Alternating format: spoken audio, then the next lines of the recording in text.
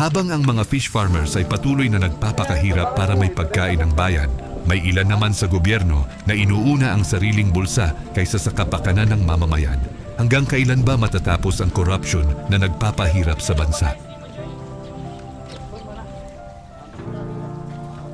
May isang tanong na matagal nang bumabagabag sa maraming Pilipino.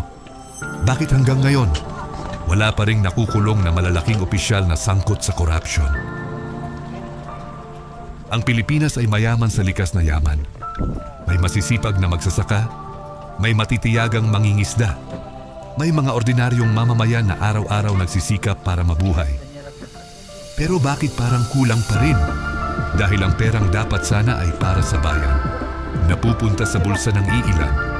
Ang pondo para sa irigasyon ng palayan, para sa suporta sa mga magsasaka, para sa mga fish farmers, at para sa mga proyekto ng komunidad ay nawawala dahil sa korupsyon. Kaya ang panawagan namin sa gobyerno ng Pilipinas, kung may mga politiko o opisyal na nagnakaw sa pera ng bayan, panagutin sila.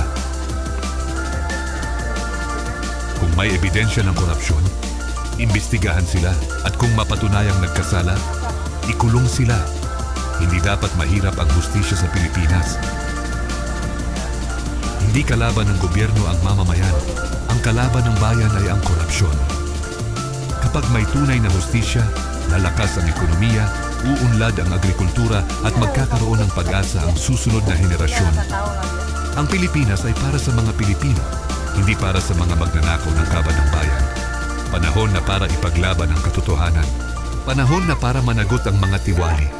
Dahil ang bayan na may hustisya ay bayan na may kinabukasan. Tilapia ba yan?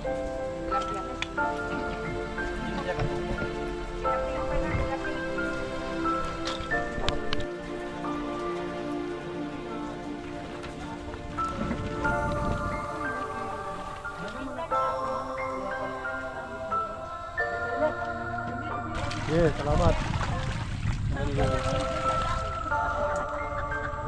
Sobraman gagaway. Aw, katapasok kami.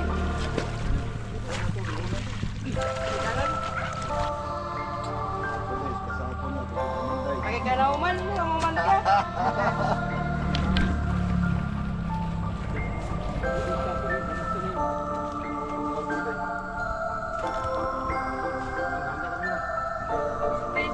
Kung naniniwala kayo na dapat labanan ang corruption, i-like ninyo ang video na ito. Mag-comment kayo ng inyong opinyon at huwag kalimutang mag-subscribe sa Exquisite Info TV. Maraming salamat at mabuhay ang Pilipinas.